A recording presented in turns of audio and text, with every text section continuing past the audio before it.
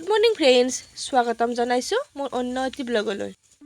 Hi guys, কেনে আছে আপোনালোক? নিশ্চয় ভালে আছে। বহুত ঠাণ্ডা পৰিছে, সেইকাৰণে মই আজি পুৱাৰ সাজটো চৌকাতে বনাম বুলি ভাবিছোঁ। পুৱা বুলি নহয়, দুপৰীয়াও চৌকাতে বনাম। এইকেইদিন বিহুৰ পিঠা লাড়ু খাই কিনে পেট একেবাৰে বেয়া হৈ গৈছে, সেইকাৰণে মই পুৱাও চিম্পুল ভাতে বনাম আৰু দুপৰীয়াও চিম্পুল ভাতে বনাম। আজি মই পুৱা আৰু দুপৰীয়া কিহেৰেনো ভাত খাওঁ আপোনালোকে চাই থাকিব। সকলোৱে খাই শাক ভাজি, কিন্তু মই কেনেকৈ বনাওঁ আপোনালোকে চাই থাকিব। অকণমান তেল দি ল'লোঁ।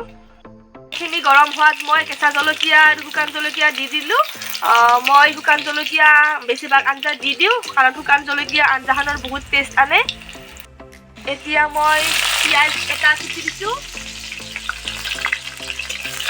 পিঁয়াজটো ৰঙচুৱা হ'লে মই আলুখিনি দি দিম।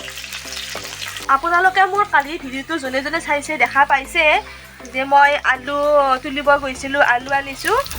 সেই আলুৰে মই শাক ভাজি বনাম। মই বনোৱা এই শাকৰ আঞ্জাখনত আমাৰ পিঁয়াজৰ বাদে বাকী গোটেইখিনি ঘৰৰে হয়। সৰিয়হৰ খেতিও আমাৰ আছে অলপ, আমাৰ দেউতাই কৰিছে, মোৰ শহুৰ দেউতাই কৰিছে।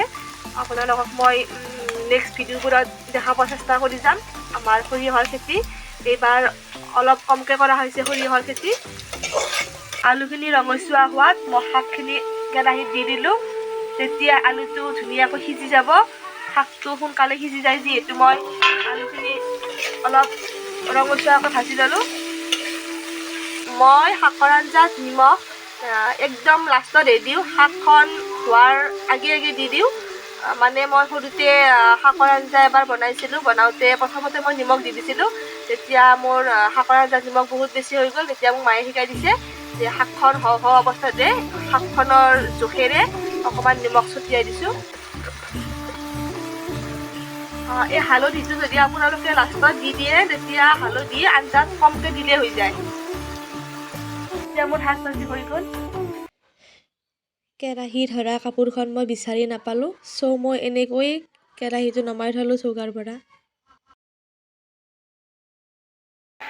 আমাৰ কম আঞ্জাৰেও হৈ যায়, মানুহ যদিও আমি 5টা, আমাৰ ঘূণীয়ে এতিয়াও খাব পৰা হোৱাই নাই ভালকৈ। এতিয়া মই ভাতটো খাই লওঁ, তাৰপিছত মোৰ বহুত কাম আছে। এয়া মই দুপৰীয়া অকল দালি আৰু মাছ টেঙাৰে আজি ভাত খাম। মাছৰ কণীৰ বগৰী গুড়াৰে আঞ্জা বনাম। দুপৰীয়া বহুত কাম কৰিলোঁ, কাপোৰ ধুলোঁ বাবুৰ।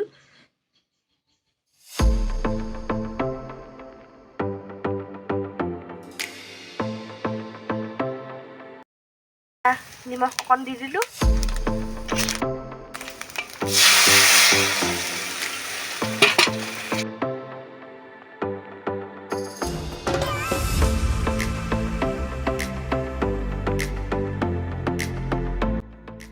বন্ধু বান্ধৱীসকল, আজি মই আপোনালোকক এনে কিবা কিবি বনোৱাই দেখালোঁ। আপোনালোকে মোৰ ভিডিঅ'বোৰ চাই থাকিব। এটা নতুন ভিডিঅ'ত লগ পোৱাৰ আশাৰে ধন্যবাদ।